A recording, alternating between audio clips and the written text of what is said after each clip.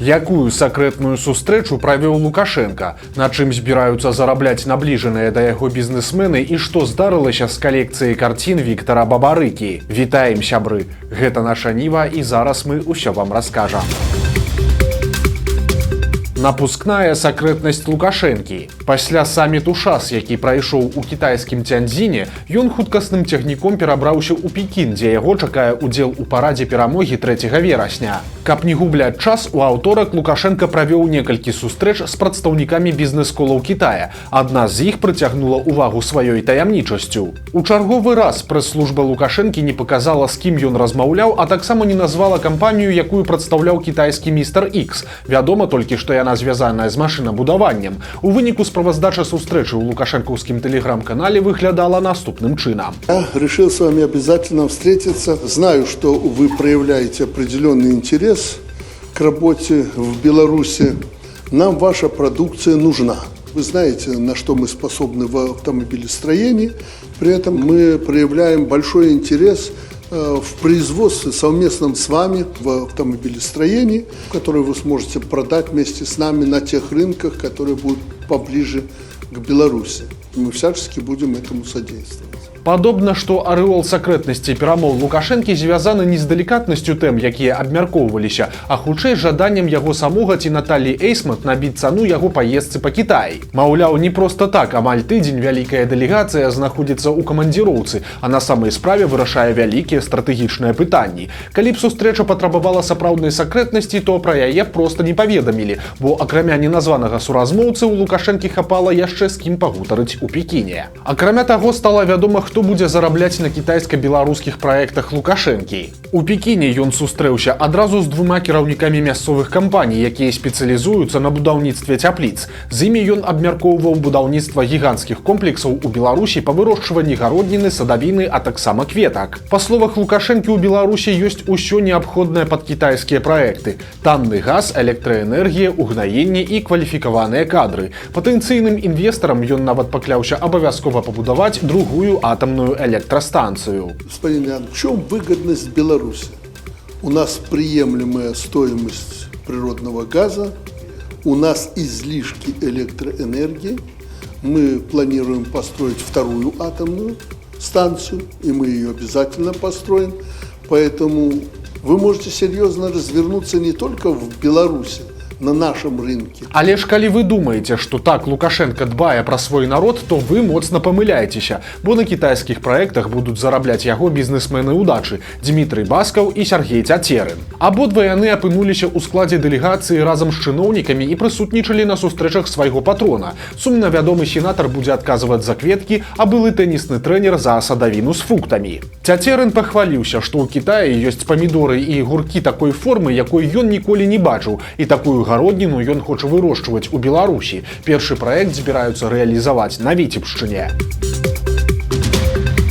Улады працягваюць распрадаваць маёмасць Віктара Бабарыкі. На гэты раз яны ўзяліся за прыватную калекцыю яго карцін. На продаж выстаўленыя адразу 19 твораў мастацтва. Самыя танныя лоты – гэта 5 гравюр, за якія просяць ад 165 рублёў, а самы дарагі – гэта карціна «Арлікін» французска-польскага мастака Яўгена Зака. Аукцыён па ім будзе стартаваць з адзнакі 99 312 рублёў. Агульны жа стартавы кошт калекцыі Бабарыкі складае каля 344 тысяч рублёў. Калі знойдуцца ахвотныя іх набыць, то цана ўзрасце. Карціны, што прадаюцца, знаходзіліся ў прыватнай калекцыі Віктара Бабарыкі. Мяркуючы па ўсім, яна з'явілася паралельна са знакамітай калекцыяй Белгазпрамбанка. У яе ўвайшлі мастакі, звязаныя з нашай краінай і чыіх твораў няма ў беларускіх музеях. У выніку калекцыя Белгазпрамбанка стала буйным культурным праектам. Раней праз аукцыён лукашэнкаўцы ўжо прадалі аўтамабіль і гадзіннікі Віктара Бабарыкі. Сам палітвязень сядзіць у наваполацкай калоніі ва ўмовах інфармацыйнай блакады. Не спыняюцца правакацыі супраць Сергея Ціханаўскага. Цяпер ад яго імя невядомыя рассылаюць лісты еўрапейскім чыноўнікам і дзяржаўным органам. У гэтых паведамленнях нібыта Ціханаўскі спрабуе завязаць палітычныя кантакты, але, як паведаміў Франак Вячорка, гэтая рассылка чарговы фейк. Яе арганізатары спаліліся на подпісы, бо Сергей піша сваё імя ў англійскім варыянце інакш. Вячорка ўпэўнены, што за гэтымі лістамі ад імя Ціханаўскага стаяць спецслужбы Александра Лукашэнкі. Прапагандыст паразважаў пра справядлівасць і прыйшоў да высновы, што пры Лукашэнку закон працаваць ніколі не будзе. У сваёй рубрыцы на АНТ Ігар Тур вырашыў у чарговы раз пахваліць кіраўніка Беларусі, на гэты раз за тое, што той забараніў закрываць дзіцячы садок у Талачынскім раёне. Абставіны гэтай гісторыі мы расказвалі на мінулым тыдні. На прыкладзе гэтай гісторыі Тур паспрабаваў давесці, які Лукашенко справядлівы і як ён клапоціцца пра дзяцей, хоць па ўсіх дзейных нарматывах той садок трэба было закрываць, прычым ужо даўно. Прапагандыст згадаў фразу пра часам не да законаў і ў прайм-тайм самага папулярнага беларускага тэлеканала заявіў, што тыя самыя законы ў Беларусі пры Лукашэнку працаваць не будуць, бо пры ім нібыта працуе справядлівасць. Здесь сделаю лирическое отступление, раз уж наши беглые очень любят вспоминать и пытаться ставить в укор главе государства фразу «иногда не до законов». Ребята, иногда не до законов было не в 2020 году. Так было ранее, есть сейчас и будет всегда, если это нужно будет стране и людям.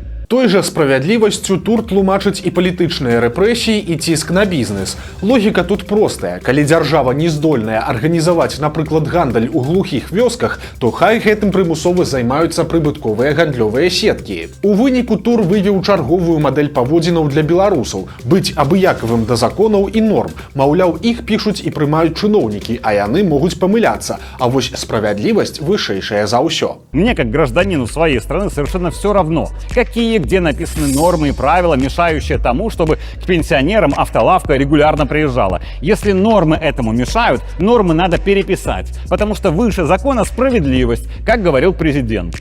Потому что все в законах не пропишешь. Александр Лукашенко и это не единожды говорил вслух.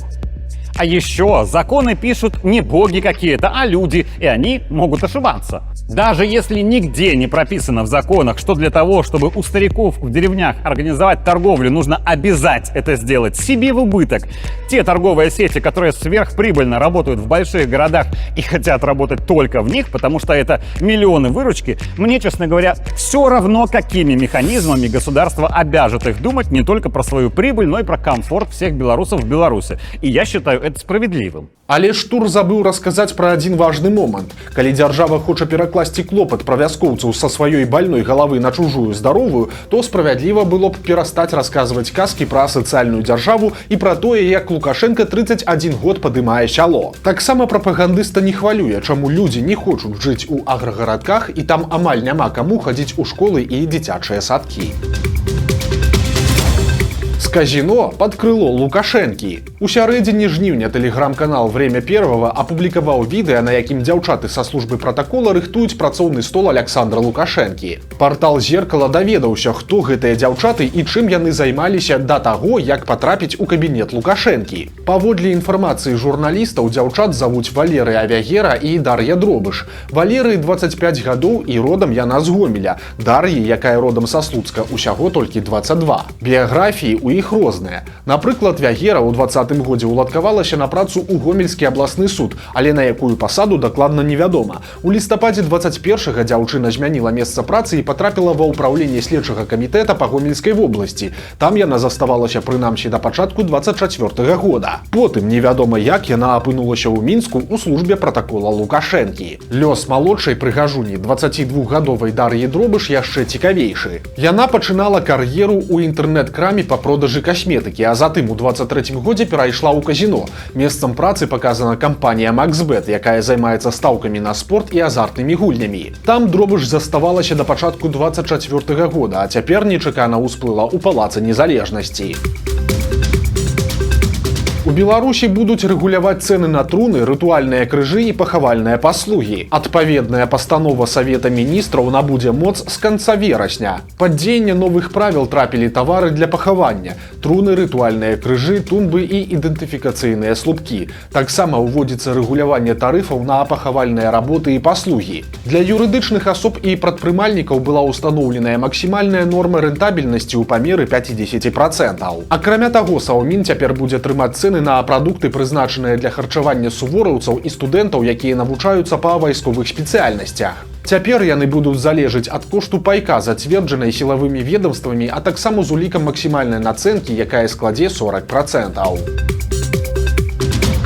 Ну і яшчэ крыху ў працяг тэмы. Рытуальнае агенцтва з пасёлка Дружны Пухавіцкага района апублікавала ў тыктоку дзіўную рэкламу сваіх паслуг. Едет черная машина, а в машине пассажир. Кто в машине черный едет, ты попробуй подскажи. Каментатары падзяліліся на два лагеры. Многім чорны гумар не спадабаўся, але некаторыя ацанілі крэатыўнасць і адзначылі, што хацелі б быць пахаваныя пад гэтую песню. Пад Гомелем пенсіянер забіў свайго знаёмага, а пасля закапаў яго цела. Трагедыя адбылася яшчэ ў красавіку, але толькі цяпер сілавікі падзяліліся яе падрабязнасцямі. 45гадовы мужчына прыехаў да сябе на дачу. Пасля ён пайшоў да суседа, у якога сустрэў 77гадовага знаёмага. Пенсіянер запрасіў прыяцеля да сябе, але ў нейкі момант паміж сабутэльнікамі здарыўся канфлікт. Пажылы мужчына біў свайго знаёмага рукамі і нагамі, нажом, а таксама мэбляй. Гамельчук сканаў на месцы. Каб схаваць злачынства, забойца завярнуў цела ахвяры ў брызент і схаваў за хлевам, а пасля перапахаваў у яміне, старанна схаваўшы магілу. Праз некалькі дзён пасля здарэння сваякі дачніка забілі трывогу і заявілі ў міліцыю пра знікненне мужчыны. Пошукавы атрад знайшоў схаваную магілу і выклікаў на месца следчых і крыміналістаў. У выніку пенсіянера забойцу затрымалі і на допытах ён прызнаў віну. Сілавікі пахваліліся раскрыццём маштабнай карупцыйнай справы. Як расказалі ў прэс-службе беларускай міліцыі, прадстаўнікі камерцыйных арганізацый плацілі грошы менеджерам дзяржаўных кампаній за станоўчыя вынікі закупак масла для сельскагаспадарчай, лесанарыхтоўчай і дарожна-будаўнічай тэхнікі. Усяго па справе затрымалі 18 чалавек. Сілавікі цяпер выяўляюць іншыя эпізоды злачыннай дзейнасці фігурантаў. 2 месяцы таму ураган пашкодзіў дом магілёўца з інваліднасцю, але ж гарадскія службы адмовілі яму ў дапамозе. 55гадовы жыхар абласнога цэнтра Геннадзь Зайцаў пацярпеў ад стыхіі ў пачатку ліпеня. Паваленыя дрэвы знеслі плот, а вецер сарваў частку даху. Мужчына жыве адзін на сціплую пенсію і мае інваліднасць 3-й групы. Грошай на рамонт у яго няма, а ў гарадскіх домаўпраўленнях Зайцаву адмовілі ў дапамозе. Каб хоць хтосьці даведаўся пра яго бяду, магілёвец павесіў на сцяне дома таблічку «Памажыце дах». З прыходам восені і набліжэннем халадоў яго дом рызыкуе стаць непрыдатным для жыцця. Пры дапамозе мясцовых СМІ Зайцаў спадзяецца прыцягнуць увагу неабыякавых грамадзян ці ўладаў, каб яму дапамаглі ў рамонце дома.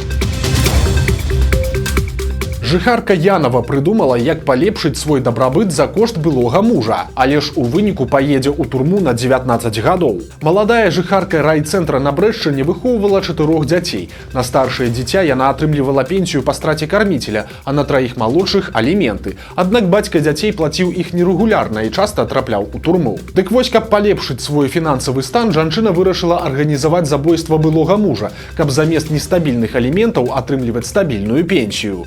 Страшная, яна падбіла свайго сужыцеля і непаўналетняга сына, але ў выніку ўсе трое апынуліся ў турме і атрымалі вялікія тэрміны. Жанчыне прысудзілі 19 гадоў калоніі, яе кавалеру 18, а сыну 10. Аднак на гэтым гісторыя не скончылася, бо дзецям, якіх перадалі пад апеку бабулі, усё ж прысудзілі пенсію, але выплочваць яе будуць не за кошт дзяржавы, а за кошт асуджаных сваякоў. З іх суд спагнаў больш за 24 000 рублёў.